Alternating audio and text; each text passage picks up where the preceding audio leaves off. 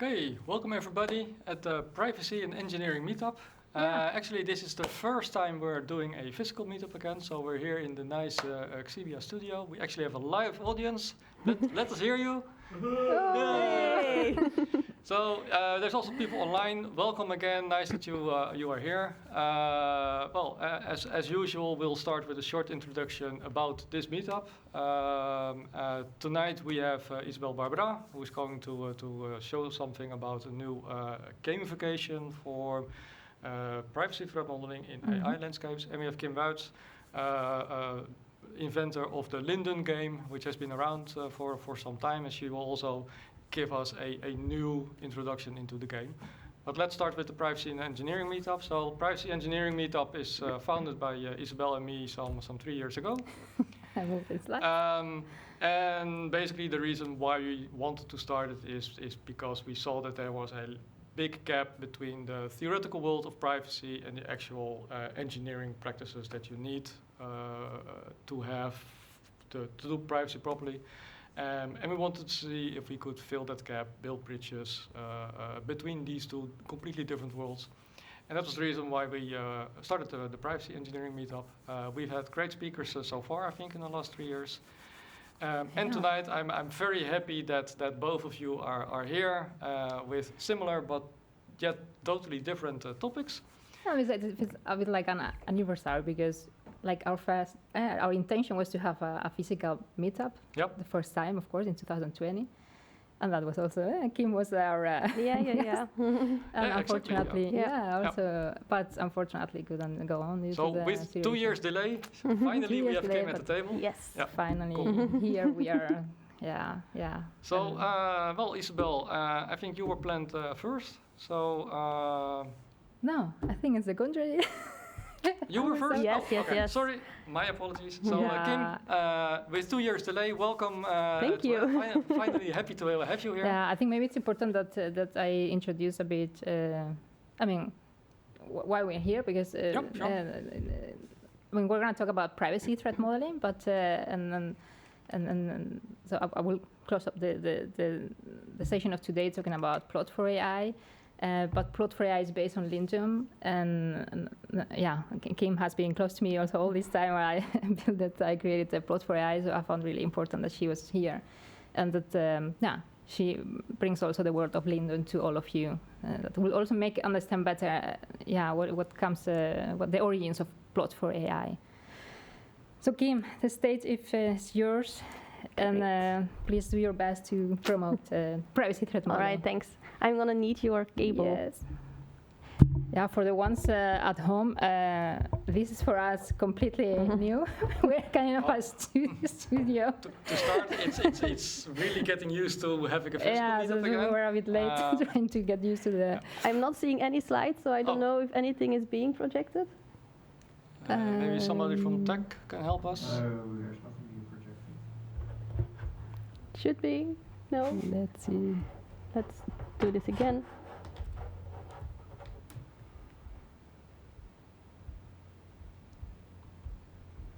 I see something happening. Something flashed on my screen, but we don't see anything here.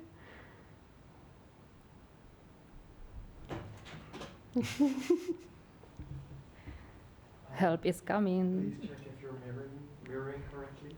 Well, I did before we started, but the slides of Isabel also didn't show up here. Well, let me. All right, it's live now. This is really live. This is really live. Yes, we have slides. All right. Yes, and if we can get one over there as well, that would be great. Yeah, yes. great. Yeah. All right. Here we are now. Okay, so I'm really happy to be here finally in person. So I will give a bit of an introduction about privacy threat modeling with a focus on LINDDUN Go. I am Kim Wuyts, as already mentioned. I'm a researcher at the University KU Leuven in Belgium. And mainly I focus on privacy and threat modeling, which also means I work on software engineering, data protection, and security. And I would be really happy to get in touch, so you can find my contact details over here. Very, very briefly a bit about my research group, which is DistriNet. We are quite a big research group. We have over 80 people, and I think this is a bit outdated and we even grown since then. And we mainly focus on 3 research pillars, which are distributed software, secure software, and software engineering. And we do all kinds of research, ranging from like the fundamental research that you think of when you think of academia, to all the ready-to-market kind of stuff in close collaboration with industry. So I'm really excited to be here. This is actually something special to me, because as already mentioned, I was scheduled to be here in person 2 years ago in May 2020 to give an introduction of our LINDDUN Go card deck.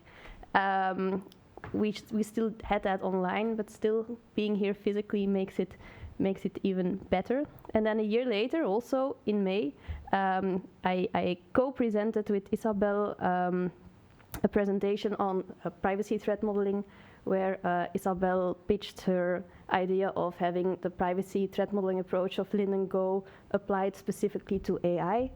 So I'm really happy to be here now, which I think is the launch of Isabel's privacy threat project for AI. So yeah, really excited to be here. Thank you. We can be interactive now. That Yeah, right? and congratulations already. Thank you. So what I was planning to do today, like give you basically an introduction to the work of Isabel. So really briefly, what is threat modeling? Then zoom in again, kind of a helicopter view on privacy, threat modeling, and LINDDUN, and then give some intro on the LINDDUN Go cards. So I think most privacy people are familiar with the Privacy by Design foundational principles by Enke. I will not bore you in that case with all the details. They are great, they make so much sense, but when applying them, it's still like, well, how can we actually do this? It's really abstract. So when we were thinking of like, how can we do this in practice? How can we tackle privacy proactively? How can we do that in a systematic way?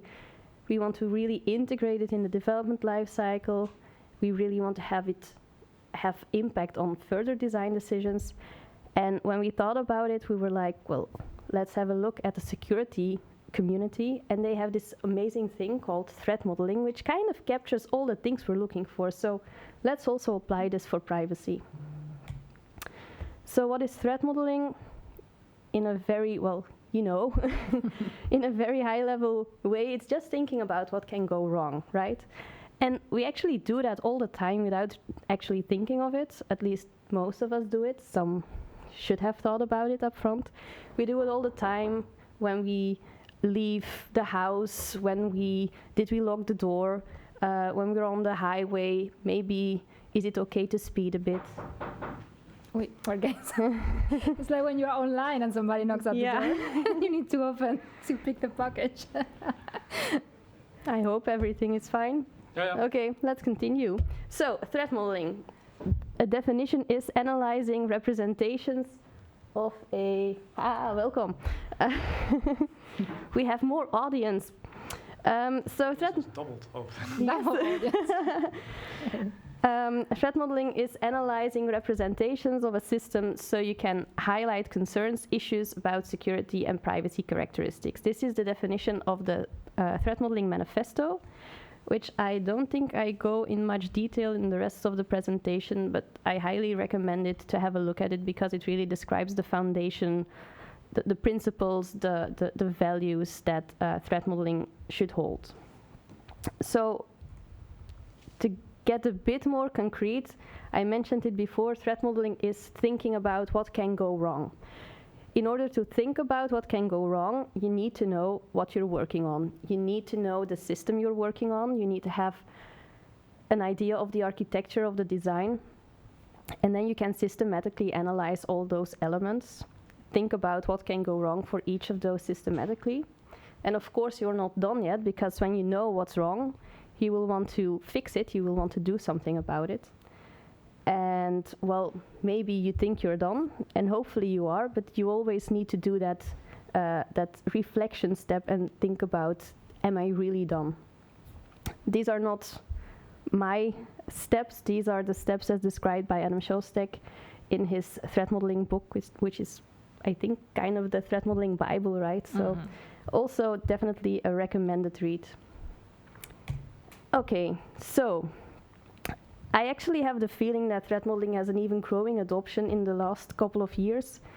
It's actually included in the OWASP top 10 as one of the well, when it's about insecure design, it explicitly mentions that threat modeling, secure design patterns, principles, and so on should be included. So I think it's great that also in something that's actually more technical, more low level, there's that need to also look at the design and make it more secure.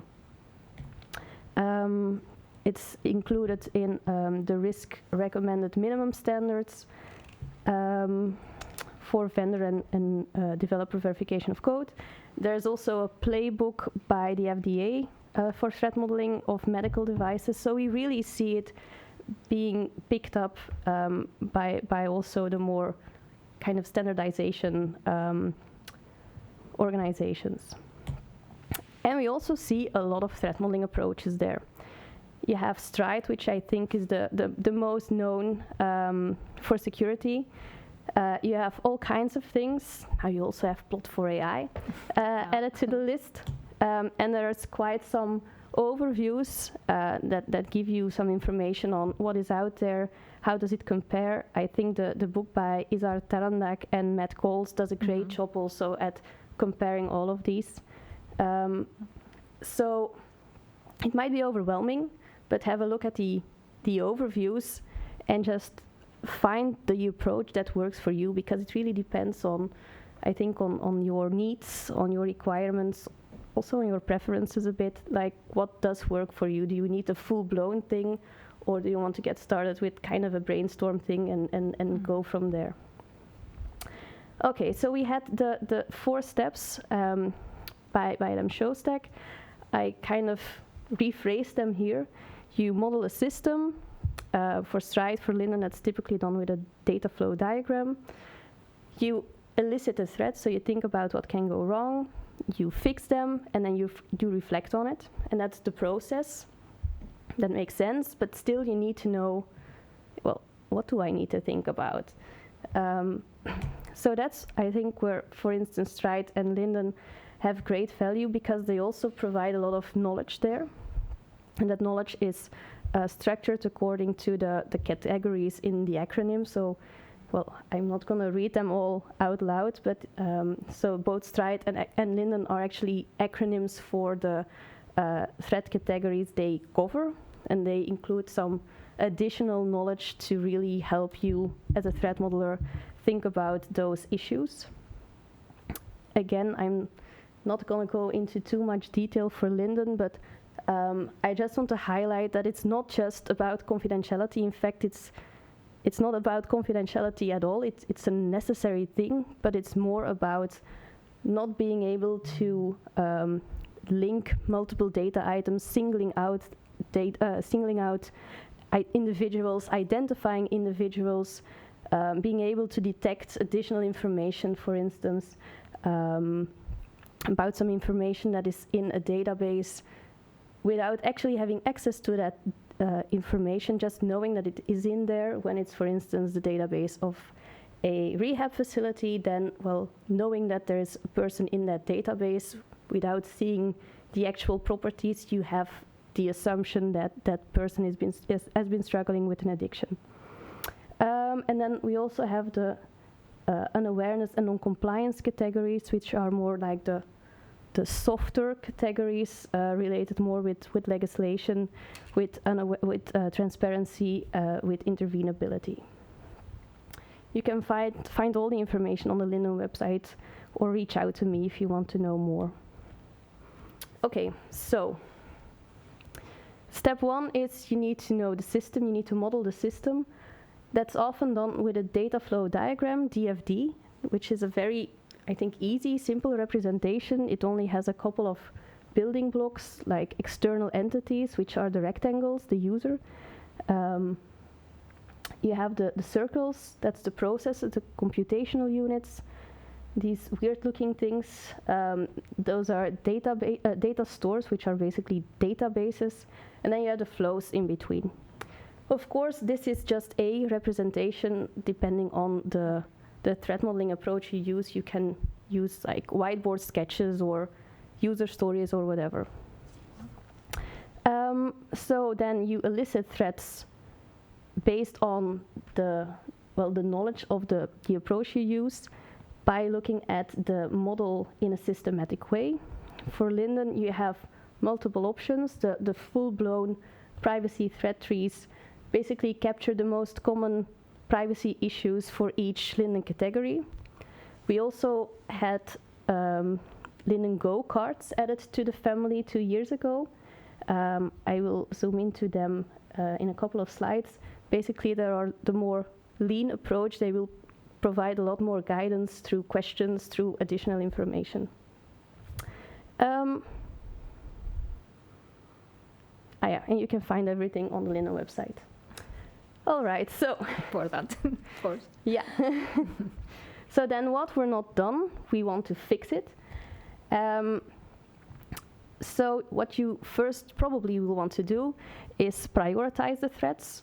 So you're not able to fix them all at once, so you want to look at the impact, at the likelihood of each of the threats, which again can be kind of a guesstimate in low, medium, and high, or a very quantitative, formal approach, such as the FAIR method.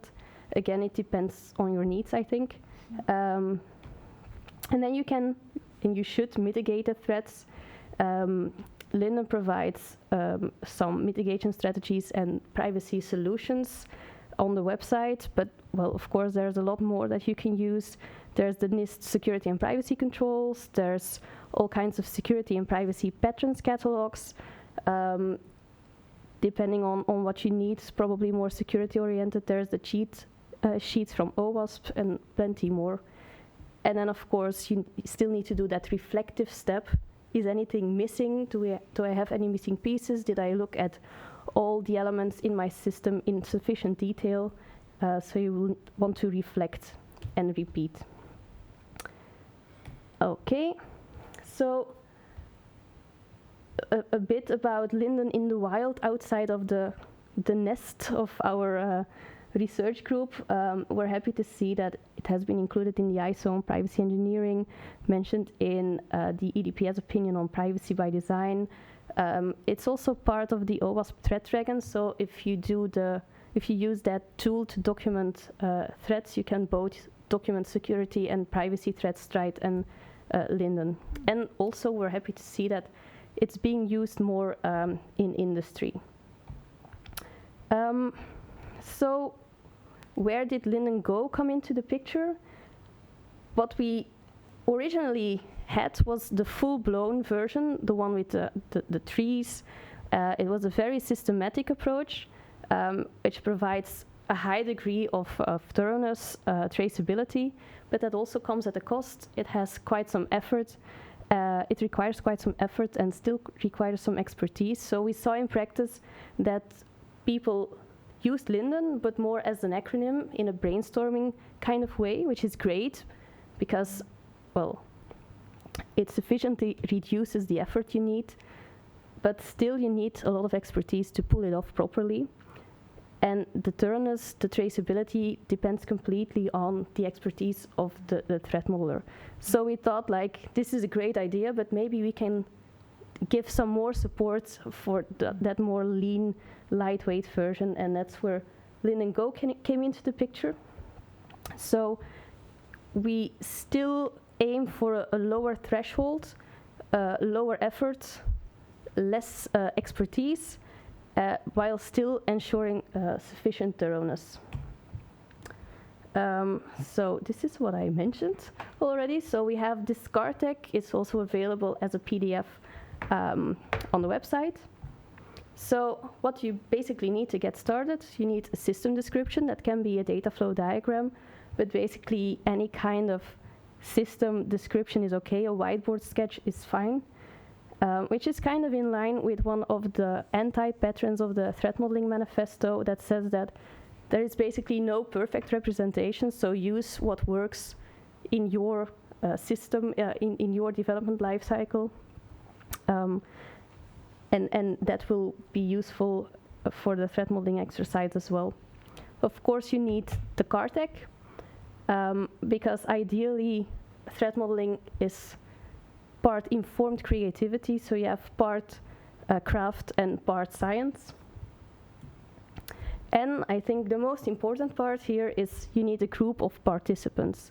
Threat modeling is well, recently not so much anymore, but I think it has been often pitched as something that, well, you are a threat modeler, you are a security or a privacy professional, and you do that threat modeling exercise in isolation, which makes no sense at all.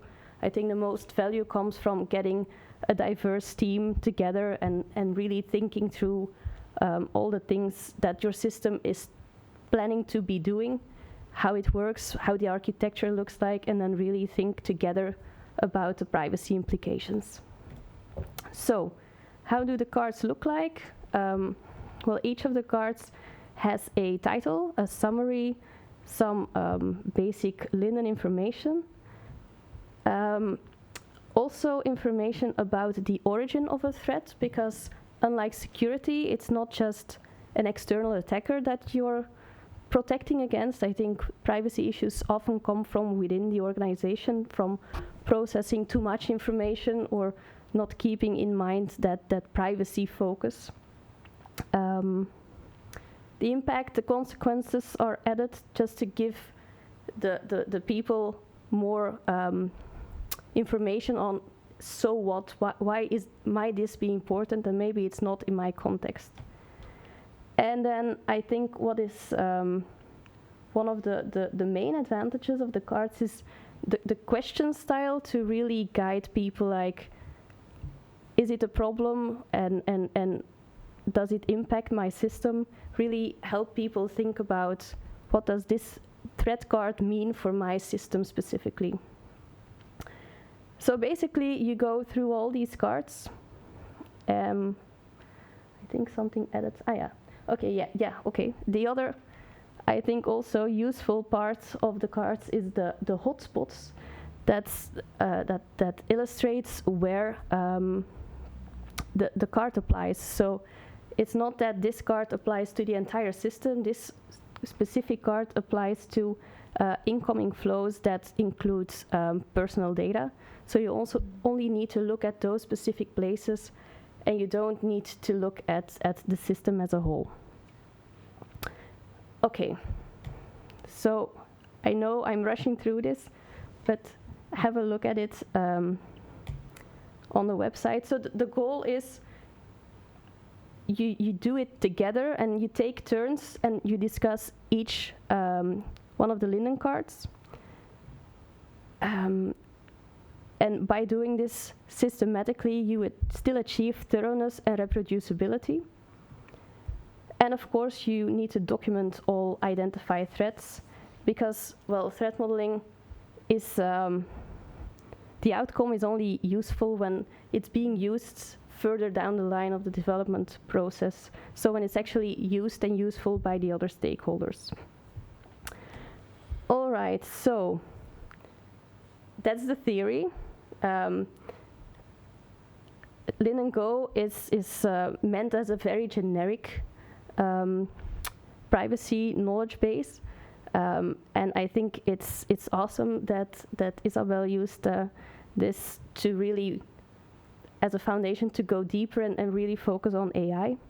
So I will give her the floor in a minute. I just want to briefly mention that LINDDUN is kind of an ongoing research project. So we have a group of researchers currently working on it.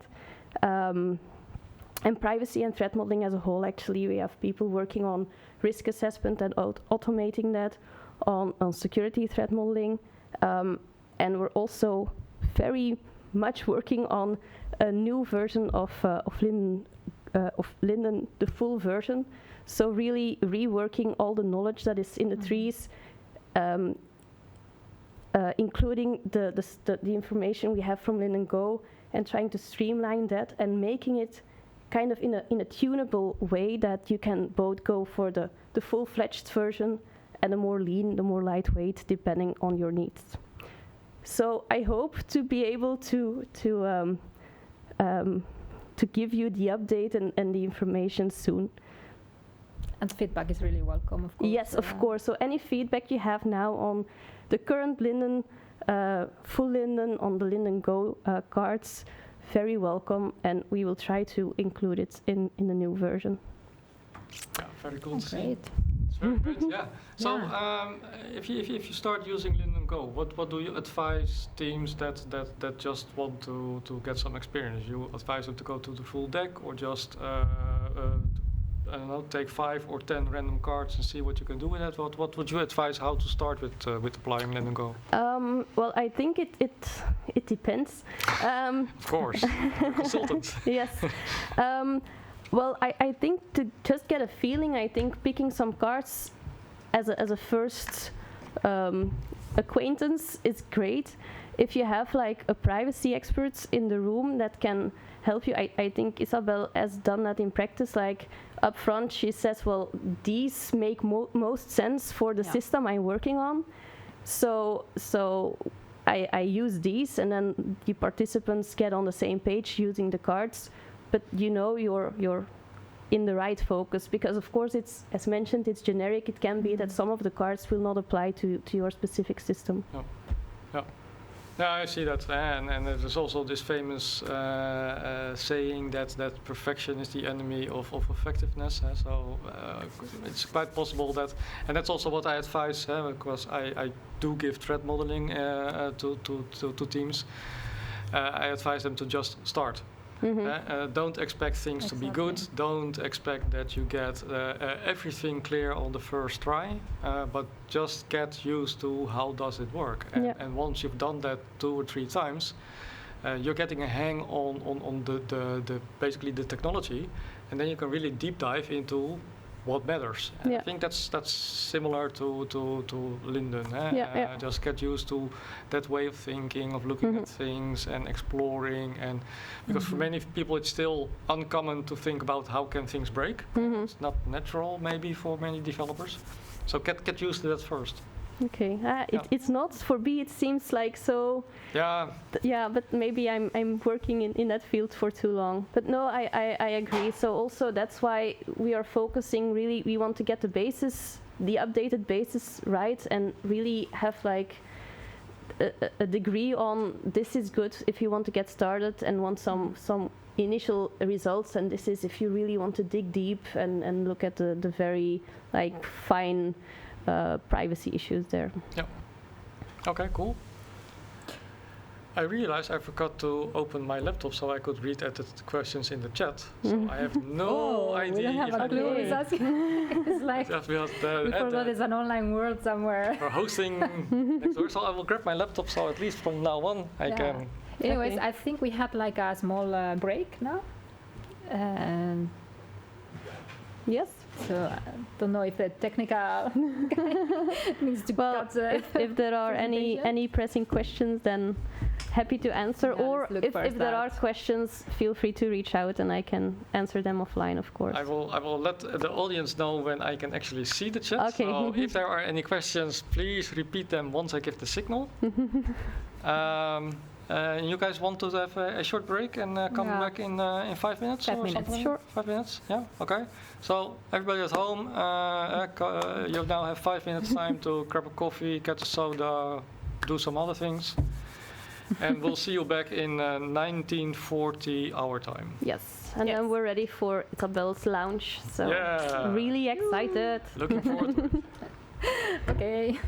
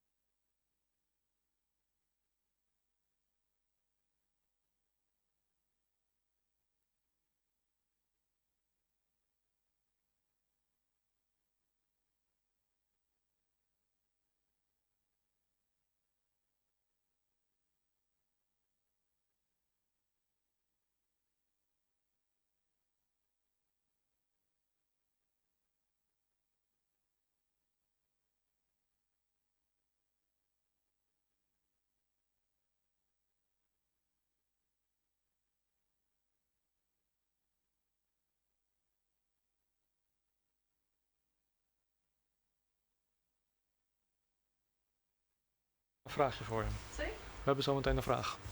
Oeh. Ga ik ze kunnen beantwoorden?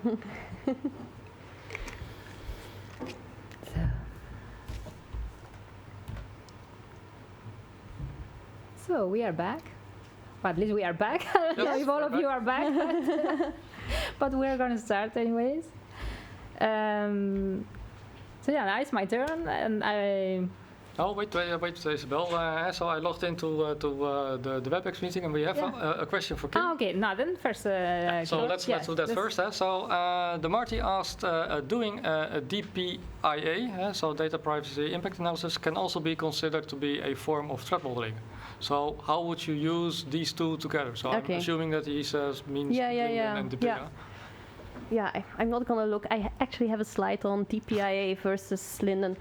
So I think DPIA typically focuses more on the legal organizational stuff, where you look for the controllers, the purpose specification, the compatibility checks, which are definitely important.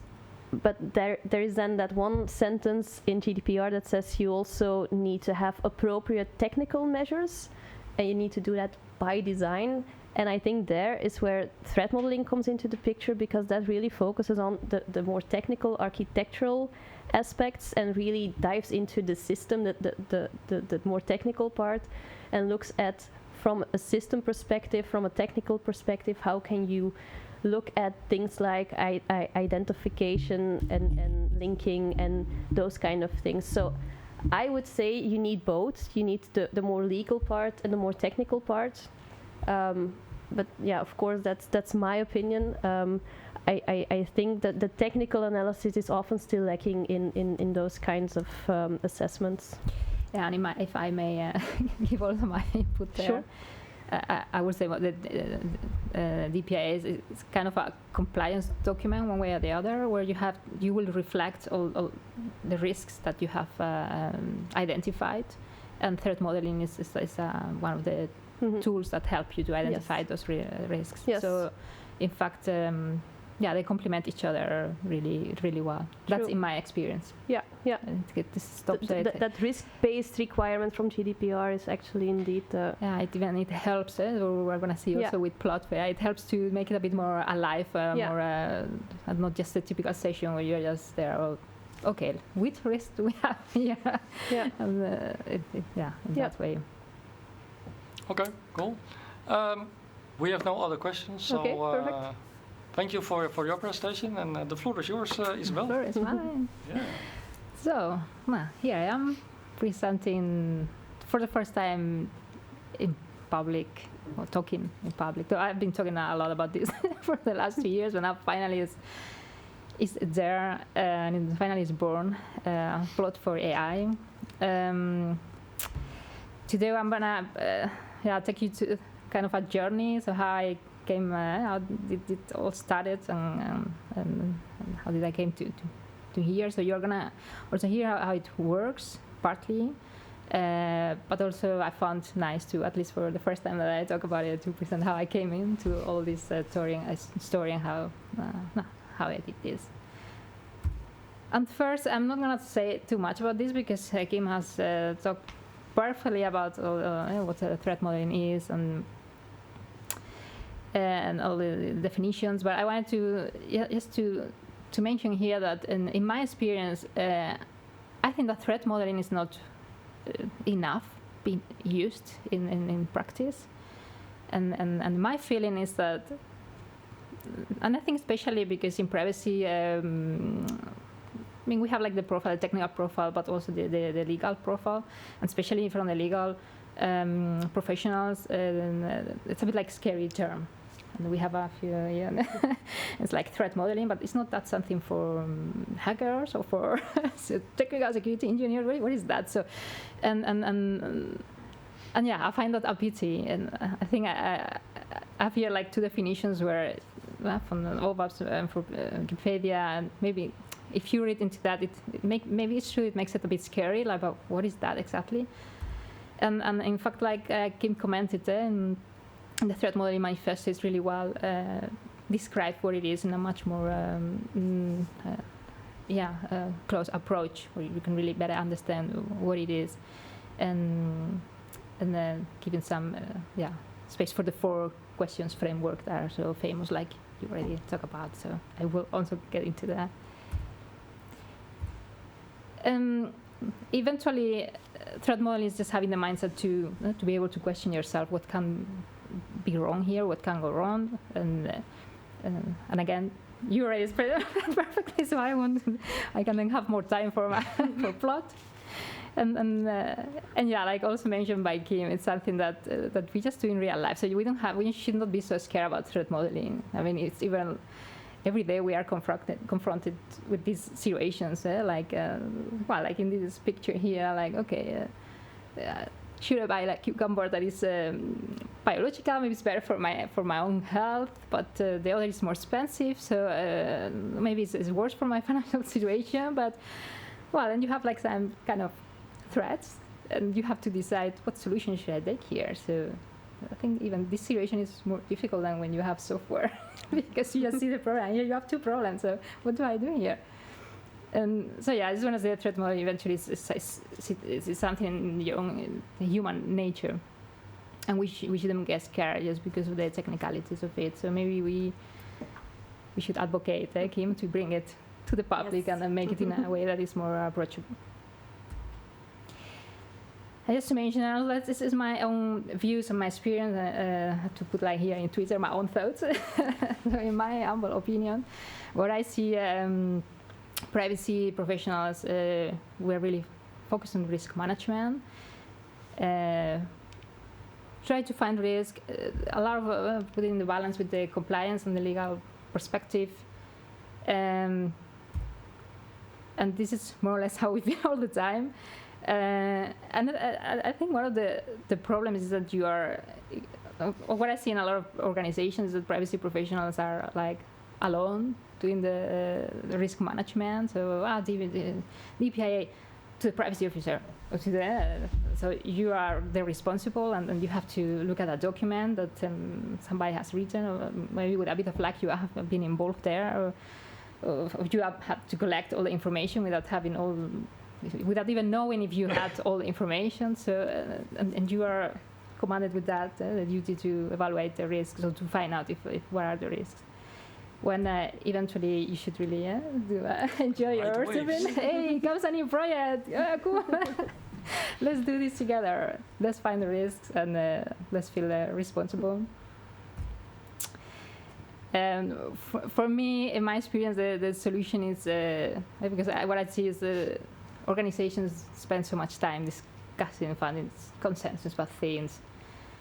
And the solution is to really get focused, to really find, and I found that through by using threat modeling, and focus on what do we really have to look here into, and do it as a teamwork. So you don't do this alone. You don't have to be responsible of what could go wrong. But there's other people, and you cannot find that information. You don't know. You really need to have different experts, different stakeholders in your team, in the sessions at least. And this is a really hard task, I must say, because when do you know if you have everybody that you should have? Probably you never know, but you try to do your best and try to involve everybody, and really be open-minded about that, because it's not just the architects, the developers, and the product owners. Sometimes even the users need to be invited, or even some other employee that works in another department could have a good overview, because it could have an impact in their organization. So it's always really handy to invite different type of people to these sessions. And of course fun, because I must say that is even the most important, is people find these risk analysis sessions really, really boring, in my experience. Or it's just one person doing it, or okay, let's think about this, let's think about that. And if you have a guiding session a bit with gamification, and that's what you see with LINDDUN and what we see with PLOT4AI, people have much more fun. I cannot say they were really looking forward to have every week a threat modeling session, but they come with a much positive energy to do that. Well, there's also some competitive element at some point in time, and that also works, I think. Who is going to answer more cards? Yeah, exactly. Yeah, it works. For instance. Yeah, you could make it eventually. Yeah, that's true. That's a good thought for later. And now that I gave a bit of a sort of introduction, yes, right? Yes. I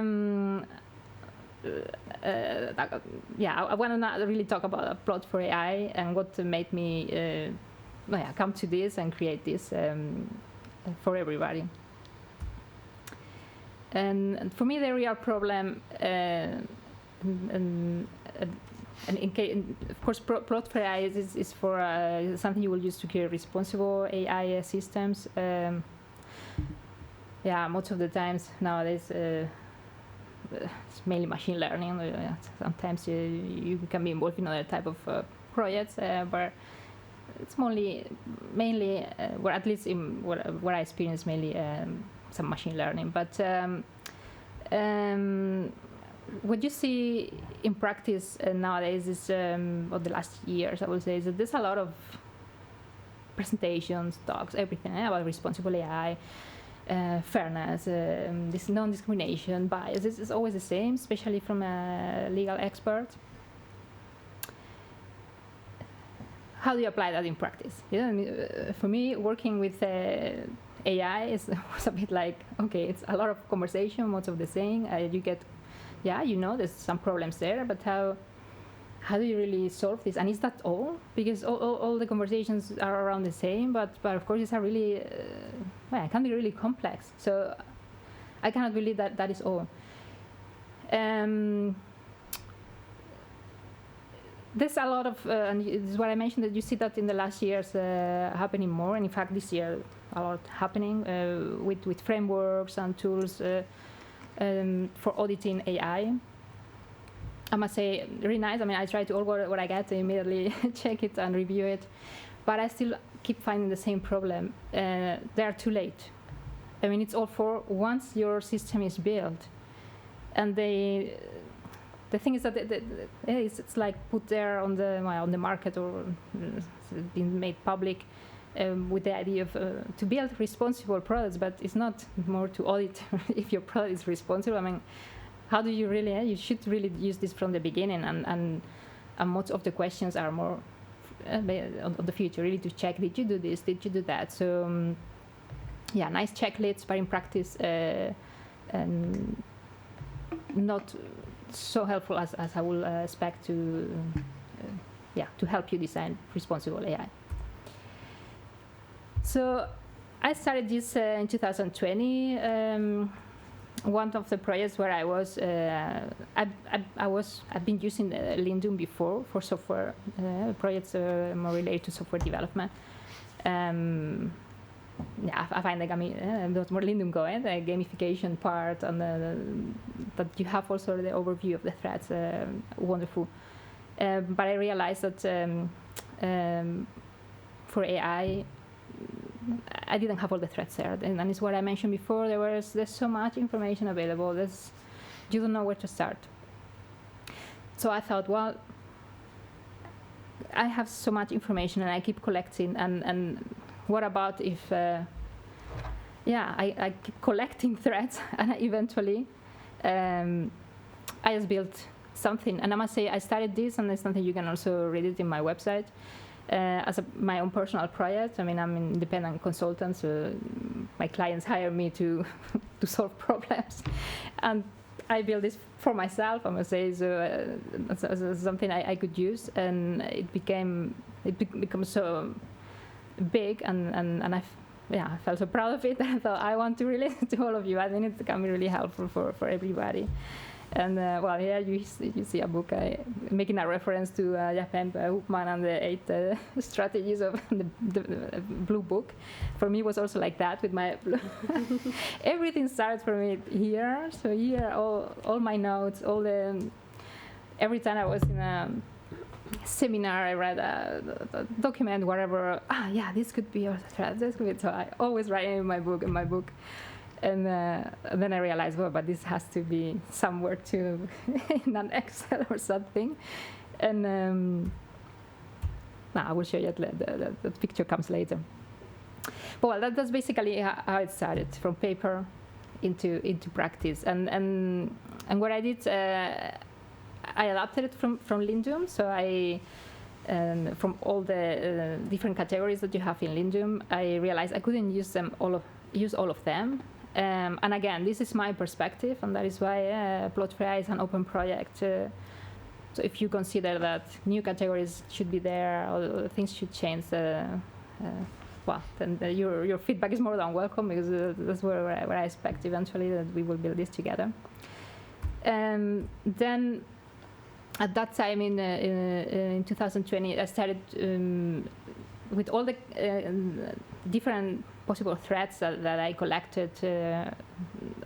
Some of them were really easy to categorize. Others I was not sure in the beginning. So it has been like a whole process in the last 2 years until I decided to create these categories, extras. And also to mention that, yeah, like Kim also mentioned, when we presented this in 2021 in a paper conference, I call it LINDDUN ML from machine learning. So imagine, so it has really changed. Now it has even its own logo and everything. And yeah, this what started in 2020 with 25 threads, it does now 86. And yeah, like I say, currently 86, because new threads come, others might go away or might be merged. So yeah, that's the nice of having a community-driven project. And the categories that I identified, I created 8 categories, from which some of them come from LINDDUN. Like you see, unawareness, something that also comes from LINDDUN, non-compliance too. Identifiability and linkability, also from LINDDUN, and I decided to merge them. Like I also mentioned in my website, in practice, I noticed people have some trouble to distinguish between the two and them. Yeah, I think with the technical mindset, I think it is easier to know the difference, but when you are in a group of different stakeholders, it's difficult to make them understand and eventually what doesn't matter. What's important is that you really find a threat and you solve the problem. And I also added accessibility, technique and processes, security. I want to mention here there's already a lot of really good work published on threat modeling, on security threat modeling for AI and for machine learning, for Microsoft, very well. So I didn't do anything myself new than just put them here for all of you. And yeah, that's already such a great work. And I also added the category ethics and human rights and safety. Not sure if I have time to go through all the categories explaining what it is. I think it's pretty obvious. I would like to mention that these categories or threats that fall under several categories. You will see that, for instance, with accessibility and awareness, where I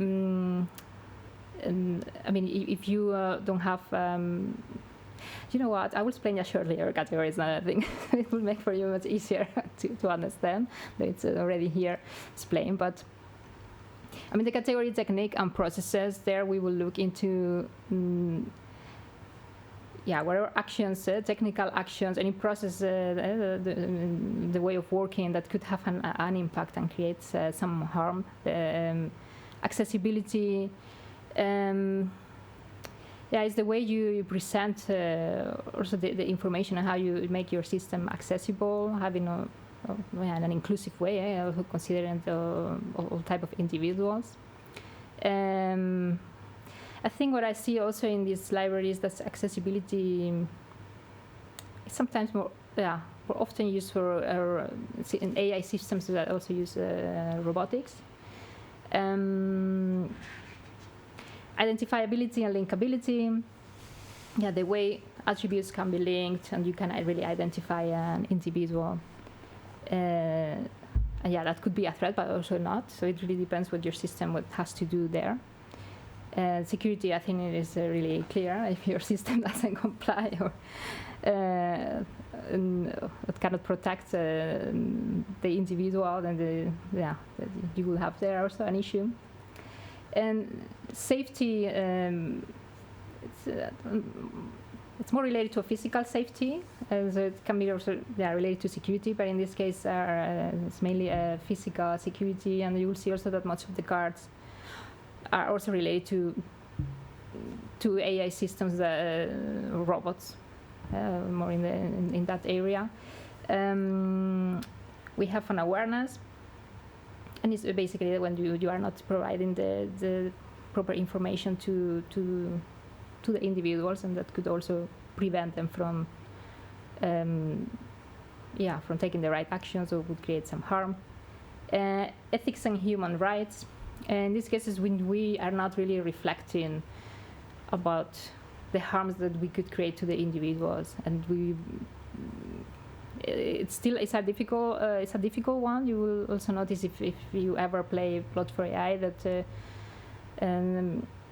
that when you go through the ethics and human rights cards, it's really difficult to time box the questions to 2 minutes or so, because discussions are much more alive, and it keeps being, it's not right or wrong with ethics. I'm not gonna get now into all the normative theories of ethics here, but it keeps being a complex issue, and it deserves time to reflect about that. And non-compliance, basically based on compliance or legislation, and I base, in fact, Plot4AI in the GDPR. Can be applicable to other regulations too, but at this moment I base it only on the GDPR. We have a question in the chat from Louise, and it's about this slide, so I'm just going to ask it. So what's the biggest difference between techniques and processes on one hand and ethics and human rights on the other hand? Because they look very similar. You think it looks similar? Well, the wording at least it is popped similar. up as well, because it also mentions the negative impact, I think, both. Yeah, let me see. Our process and technical actions. I would say in ethics and human rights, it's the fact that you as organization, you are not reflecting on the impact that some of your actions could have, and that's something. If you go through the questions, you really see the difference. So are not really questions related to more the quality process of what you are doing with your data, and so on and so forth. It's really much more, ethical questions. Really, I don't know, like if your system, the output of your system, for sure, if it can produce some kind of conversation, could that manipulate one way or the other the individual, and that way create some harm? And of course, eventually, it's also linked to technology, because there's something you have to twitch in your algorithm probably to change that. But it brings you into another dimension of thought, into what could go wrong, than the categories or the threats related to technique and processes. That's it's the one is the ethics and human rights is like doing the right thing, and techniques and processes is doing it in the right way, maybe. Yeah, that could be a good approach. Okay. And also you see with human rights, ethics and human rights, the threats also contain questions related to human rights. So it really goes into that. I mean, there's I also did this because there's also a lot of promotion the last years about the fundamental rights impact assessment and all these.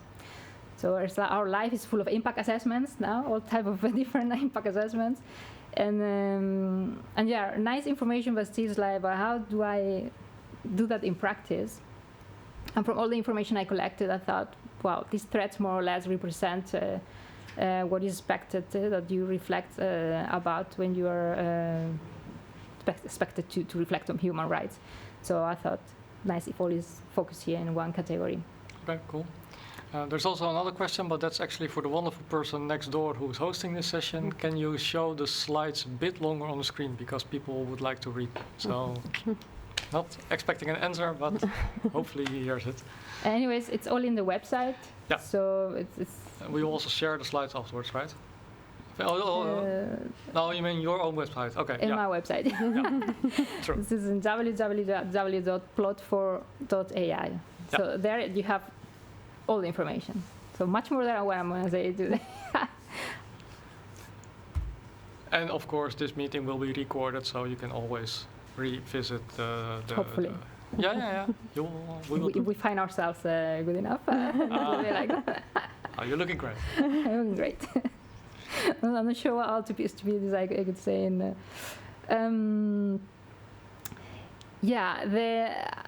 The question approach. This is a LINDDUN card. That was for me the base of all this. And I tackled some things. I mean, what you see in the LINDDUN card is the scenario, and then you have a question, one or several questions that to help you reflect in that. And that are the questions. In the cards from Plot4AI, I start with really a question addressed to us. So, like here, when data sets from external sources are updated, can we receive and process the new data on time? So it's immediately the question. And what it comes below the cards is some information to help you understand what the question means.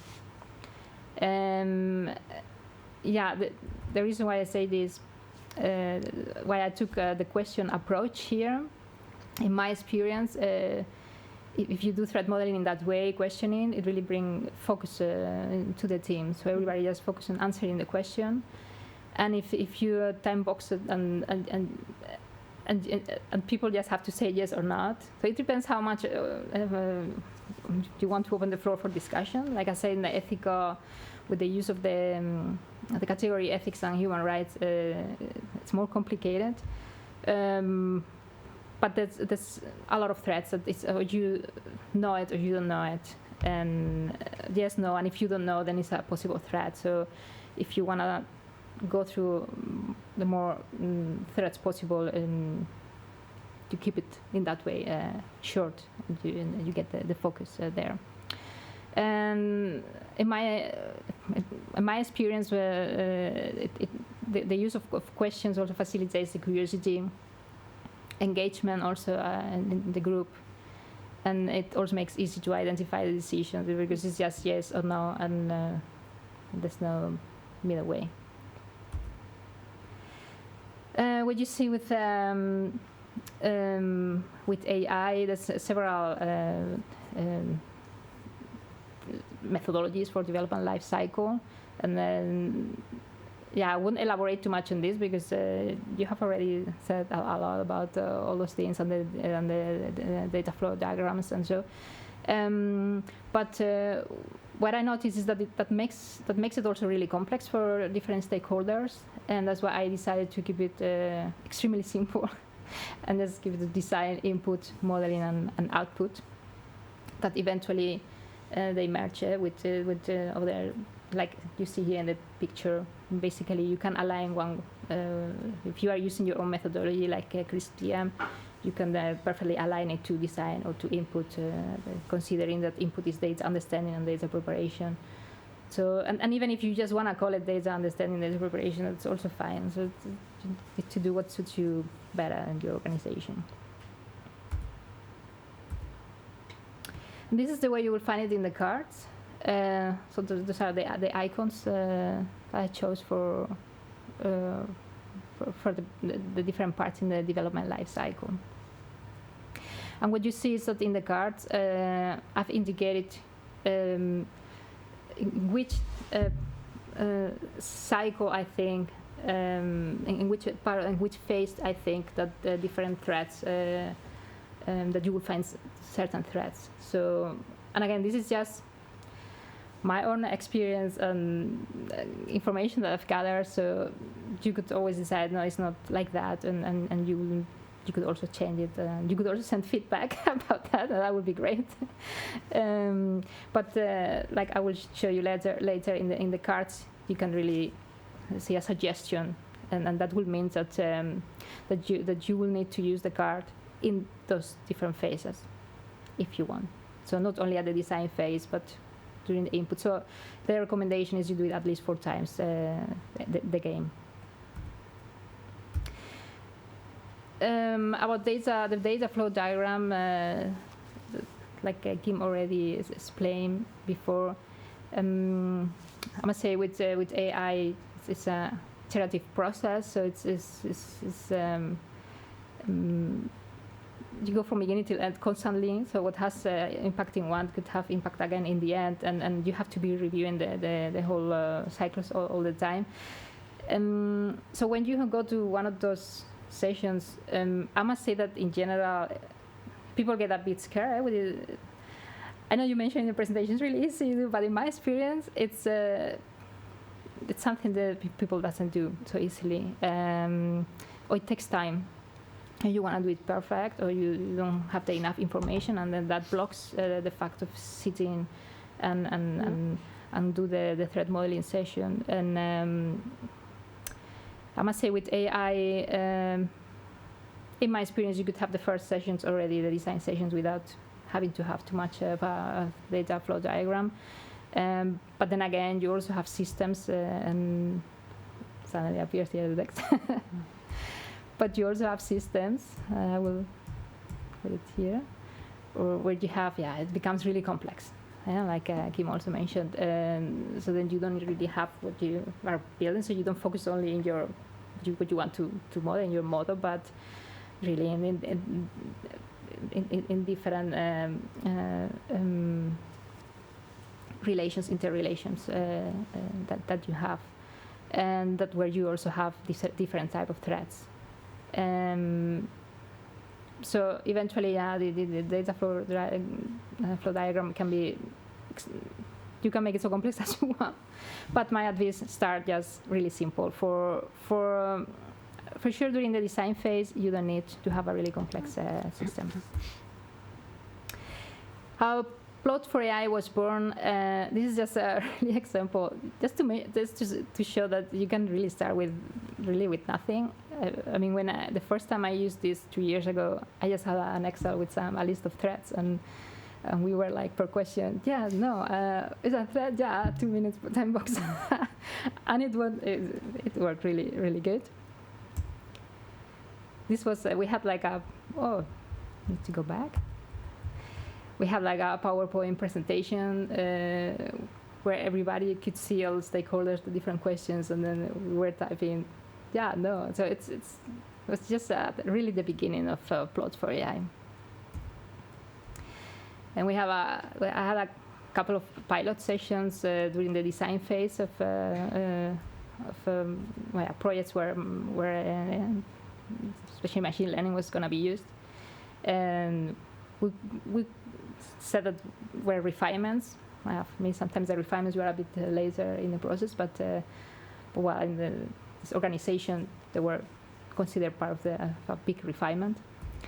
And the difficult part, of course, was to find all stakeholders that had to be there. But it worked out. And I must say, I had a really good feedback.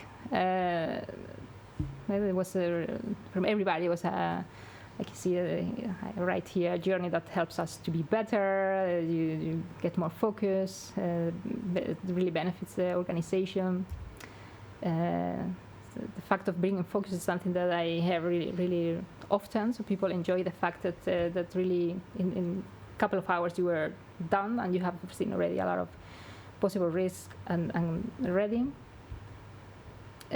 Also the fact that we learn different perspectives from each other, so they understood what for you maybe is a threat, for the other is not. And the fact that they had seen things that otherwise they had not seen. So the fact that you have a list of already of threats there for you as guidance, it really helped. And especially with AI, because there's so much information available. Those lessons that we learn after the pilots is that these questions related to, especially for a quality system, and if you are in an organization that is quite mature in that sense, you might better remove those threats, because otherwise you are repeating questions that you know, yeah, we always check this, we always verify our data, we always, so then if you want, but it's something you have to see yourself, you can remove those cards. Yeah, the figure of the facilitator is quite important, and somebody that has some knowledge.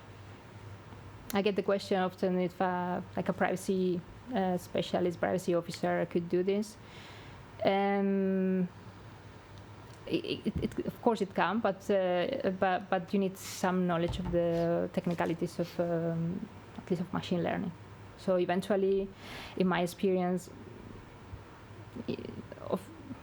I've tried to teach more data scientists, data analysts, or privacy professionals how to play with Plot4AI, because the two of them can really make it work better than if it's just any other of the stakeholders without that knowledge.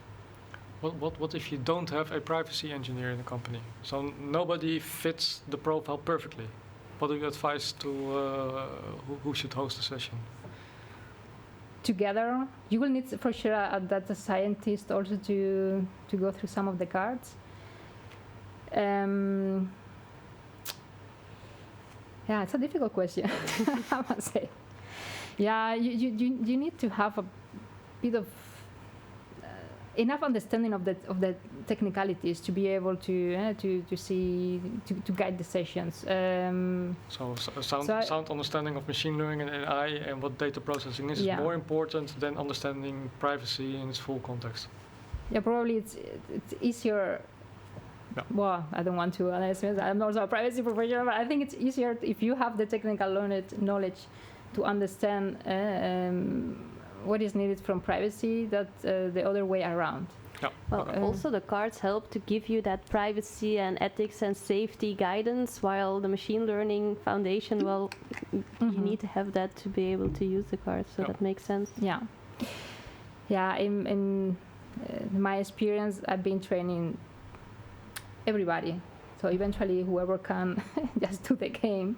But I must say that when you have more autonomous teams of data scientists, for instance, they like to do it more because there's some threats that, for instance, like the ones from the technical part that you can decide as a team, just, okay, let's go through the cards and let's see quickly in half an hour if we yes or not.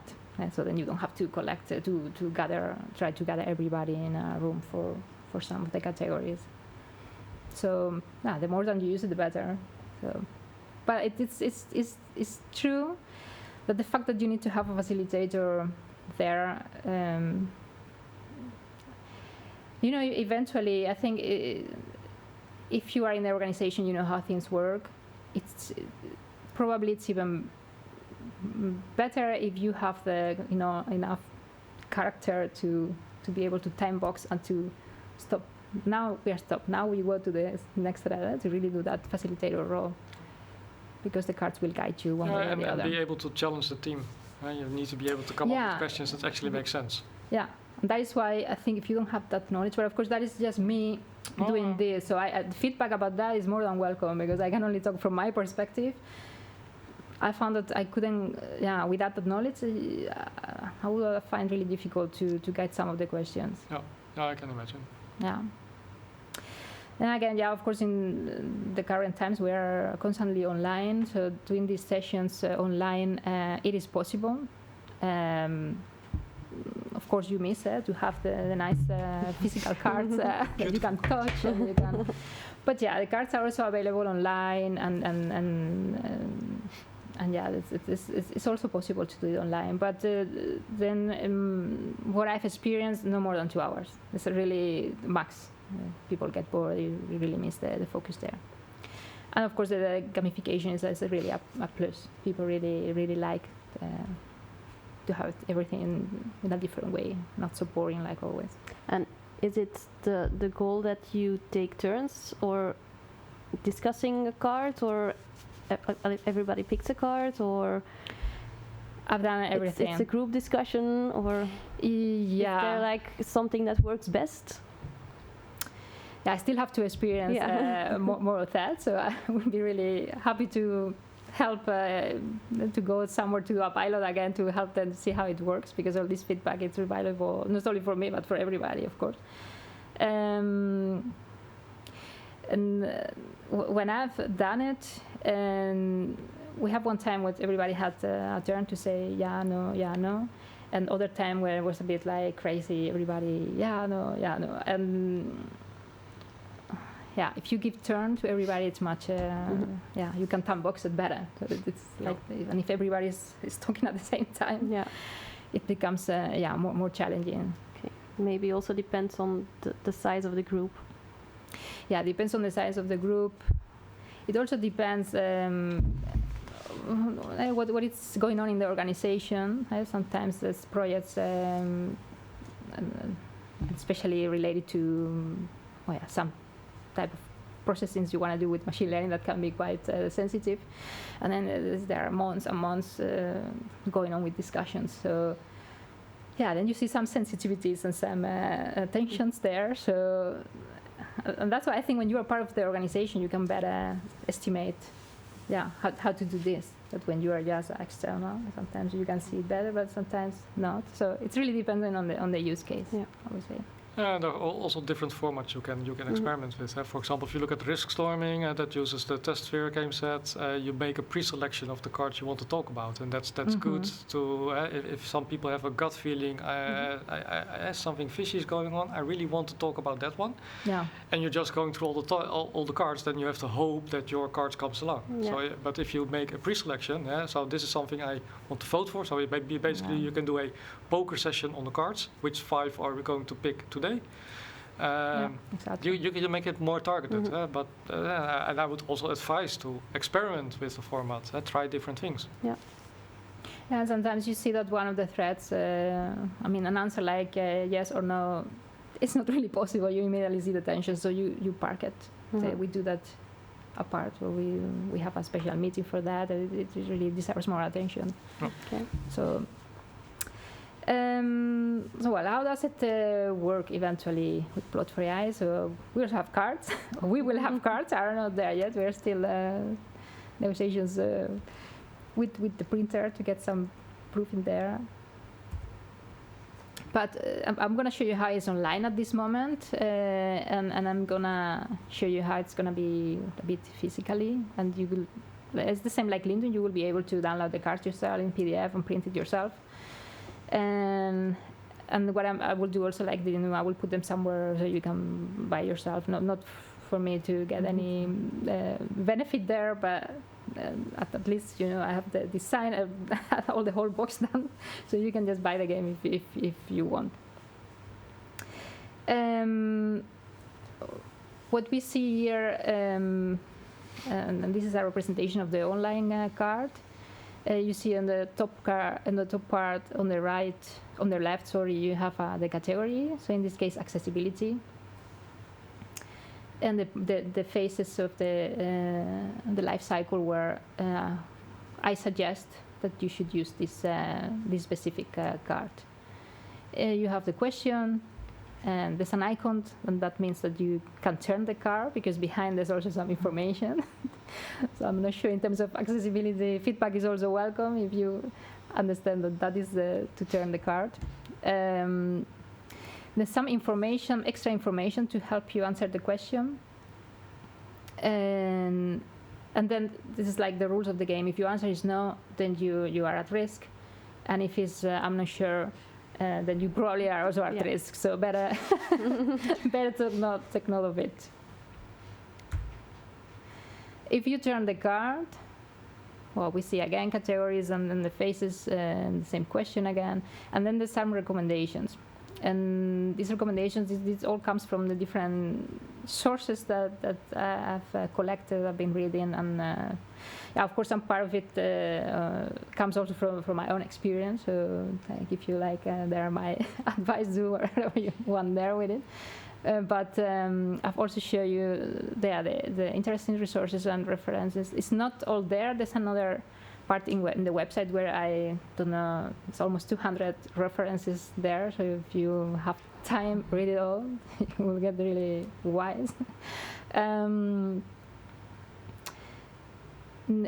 Yeah, that basically it's how it works online. So if you will pick one of the cards, you will just go to the question and answer yes or no, and you will see if you have a risk or not. And the physical cards will be more like this, and this will be an example of the PDF. So basically, it's the same, only that in the back, I'm not adding the recommendations. It will be like a QR. It will be it will be a QR. so you will just scan it with your phone, and you will be able to see the resources, because it has no sense to put all the links on the paper, obviously. Yeah, it will be funny. Time to move it. It doesn't work. Clicking on the card. To document the possible risks, this is really simple, but really this is how I've been doing it for a while, and it worked just fine. And I just gave this is like a short, really small example, but in the website from PLOT4AI, you can also download the Excel where you see all the different threats, and then you can indicate if it's a threat, yes or not. And you could decide to assign it a risk level.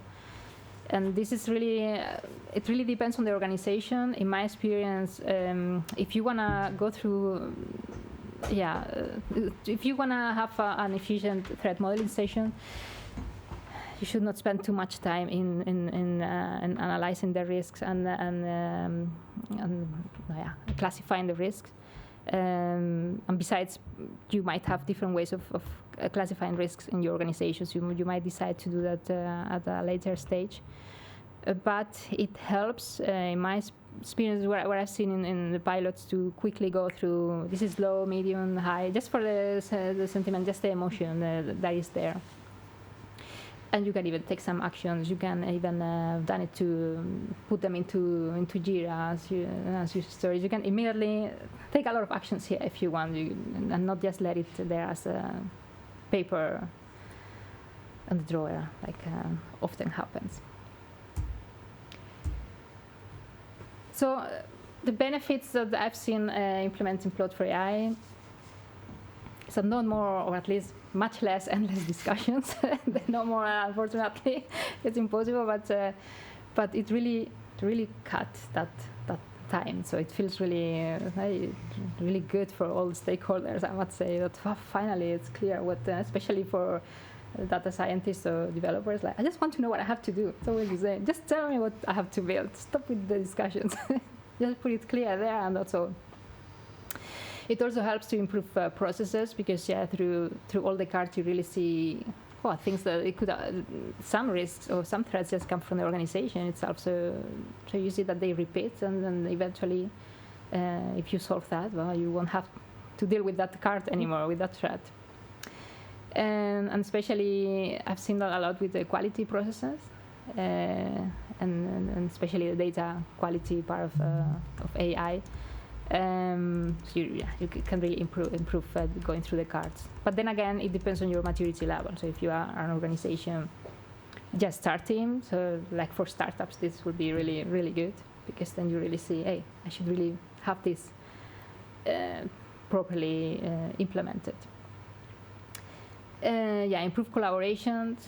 That is clear. It's really important that we have also seen that it reduces the amount of rework. So you have much more clear what the model has to do, so I don't have to be experimenting doing things when I know this is not going to work. And also really important, something I also mentioned last year in the conference, but it's really like at the selling point, that the output can be used for the data privacy impact assessment. It's an enormous frustration. But yeah, here you go so in deep, touching up all different categories. You get enough input to revert it into the document. And here quickly, I think you can see this in my website, but we're also creating an online tool to work for, where you can also work with PLOT4AI, eventually also with LINDDUN. So I will check also one of OVAs, but I already know it. But for me, it was important that the threats can be editable, so that you and your organization, you have different threats because you have different context, and that you can create yourself your own threats, and that you are not depending always on the physical cards or what is in the website. So yeah, I'm working on that, and I will also release it open source just because I like that everybody can use those things. But it will be something you install in your, I mean, there's something at local level, so not a SaaS application, because that will imply that I will have to invest money on that, so that's not the meaning for me at this moment. But it will be hopefully helpful for all of you to make it easier to work with PLOT4AI. And I release PLOT4AI with a Creative Commons license, the share alike, meaning that you can reuse it. You just need to attribute, and that's all. So for me it would be wonderful that everybody can really use it and change it and contribute. And I think I have a slide about that here. And you can do that through via GitHub. I know, especially I think in the privacy legal professionals with GitHub, you're a bit maybe less. In the website, explain really well how to make it work with GitHub, and how can you get the feedback there.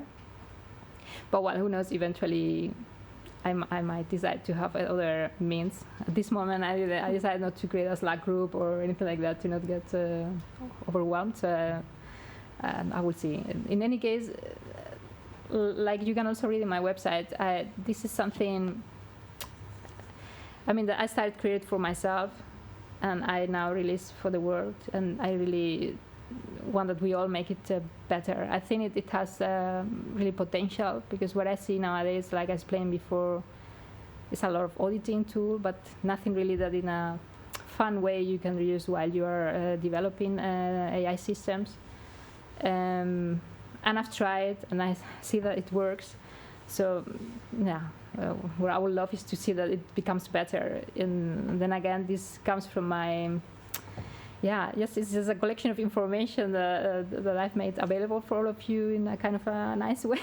But it's all based on my own experience, and I think we all can make it better. So, I mean, I don't have all the knowledge, of course not, and it's far from perfect. So, if any of you want to help contributing, that let's make a better world. That's the way it is. Maybe some, just to finalize, feedback that I've received so far about this. I found it interesting. Like, I released this, and then what I see so far is that in the academic world, I've seen already a couple of teachers that they want to implement it already. So I have like one that wanted to. I think this was this week or next week with a class of software engineers. They have cool. They're going to implement it already. So they're going to try it. So I'm also waiting for the feedback and see. Yeah, I'm really, really curious. I see. I mean, if I have contact with some people that is really, like more advocate from responsible AI, especially from the legal side. This is a bit of a feeling, but it's like, this is a bit like, great, but, and then it comes again to the same, like, let's stop talking about, and let's start doing. So this is really a way where we can really make nice things. So, and we can do it together. So, well, that's all what I have to say. But for AI, I was just like a nice sentence here that I think I will also publish in the paper conference. So when can we expect the physical games to be viable? Do you have an estimation for that? Somewhere in June. In June. Okay. I Cool. expect, yeah. Yeah, because it gets sometimes, I mean, I expected just to, you know, you have the cards in PDF and then you can just send them, but no, it has to fix in a box. Yeah. And then, of course, the ones of you that know LINDDUN contains the half of threads, so yeah, for me it's not possible to put all my, make it, because simply it's not available, some this type of boxes, so it's gonna be like longer. And then, yeah, I have to design the top because it has to be like the typical game boxes. So I'm designing that too. And then I'm waiting in a couple of weeks I will get the proof, and if I like it, then I can say, now do a few. But again, I'm gonna just like do a few for myself, for when I'm doing pilots and so the rest you have to by yourself. I'll just make it available for you, but I'm not I don't have commercial purposes with this, and just making it prepared there for you. So I'm not sure if maybe I will make it like LINDDUN available in the same website. How is it called again? Agile Stationery. Agile Stationery. Or maybe I find any other place also to put it, but I will just comment through LinkedIn and through PLOT4AI, through the website, where you will find the link where you can. Oh, it's very cool. I'm looking forward to being able to hold a set in my hands, actually. Me too. They're gonna be the same size as LINDDUN, so it's gonna be the same feeling. So, yeah. I'm really also looking forward to it, because of course when I've implemented PLOT4AI, it has been, like I show you, really just with the Excels and the PowerPoints, and now for the first time,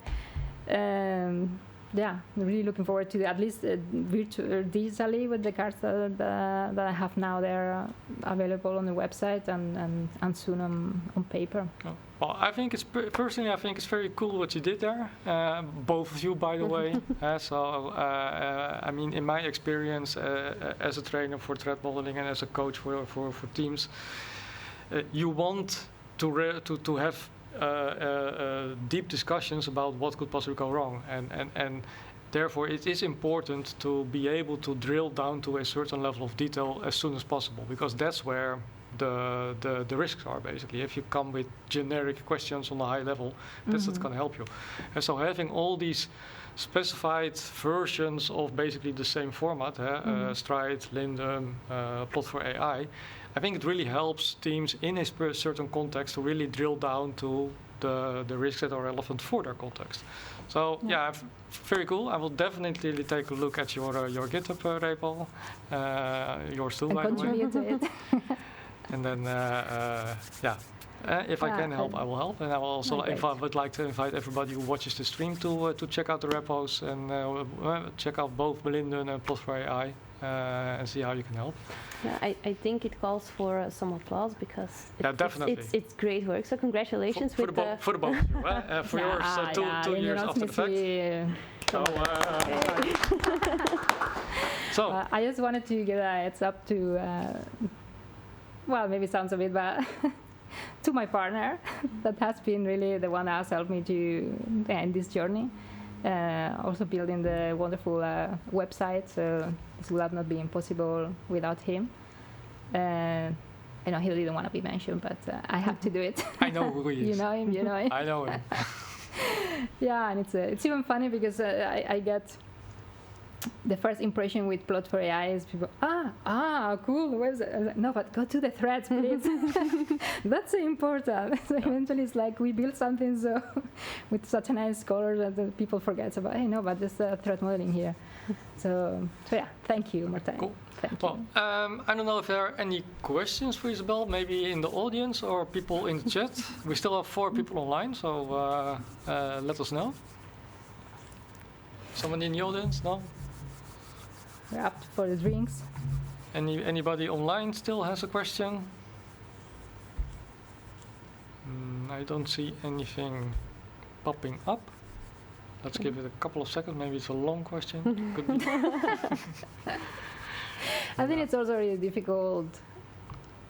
I mean, let's be honest, in the privacy world, not too many people is really working with AI. I think there's a lot of discussions about AI, but let's be honest, eventually, I mean, not too many people still busy with it, or they touch upon it really in a distance, like a third-party supplier or something, but they have not been really involved in the creation of models. And so what I noticed is that like Plot4AI is like really welcome, like, after so much blah blah, so much talking, like, finally something that, but in practice, like, I don't have a clue. So it has to still. No. So I think we are supposed to, in the future, to build more and more AI systems, and this is just the beginning. Yeah. So I think we managed to implement Plot4AI. Yeah, it has a nice range of coverage. I think you really managed to get a lot of important categories there. So I think it has great value for the community. Yeah, let's see. I would like to try it more. So if there's any party or the ones online that wants, I'm really happy to explain how it works, because this feedback is for me really valuable to improve it, and then I can translate all that to you. So. Okay. Well, again, everybody online who watches this stream, take a look at the websites of LINDDUN, take a look at the website of Plot4AI. If you want to participate, there are plenty of ways to do that. And I think we can wrap it up for tonight. Yeah. I want to thank you both for being here and presenting all this. I want to thank everybody online and in the audience for being here. I really enjoyed the first physical meetup we had. I hope next time we have a larger audience, but hey. Yeah, it keeps being a challenge with privacy engineering. Exactly. You know, it's a really small niche, and hopefully it grows. That's also always the ambition. So I also want to thank you, Dave and Chevy and QX Experts, for hosting more than us welcome. here. And also thank you to the sponsors there. Oh, there, Q Experts. And Xivia, who made this room available and the food. So. But also I want to say that it's. I know the company for a while already, and it's incredible. Okay. So you do a lot of wonderful things. You have a really good expertise at home. And you promote a lot of collaboration and the sharing of knowledge, so that's really wonderful. We're happy to do so. So, on that note, I want to say a pleasant evening to everybody. Thank you for being here, and hopefully see you next time. Okay. Thank you. Bye. Okay, bye.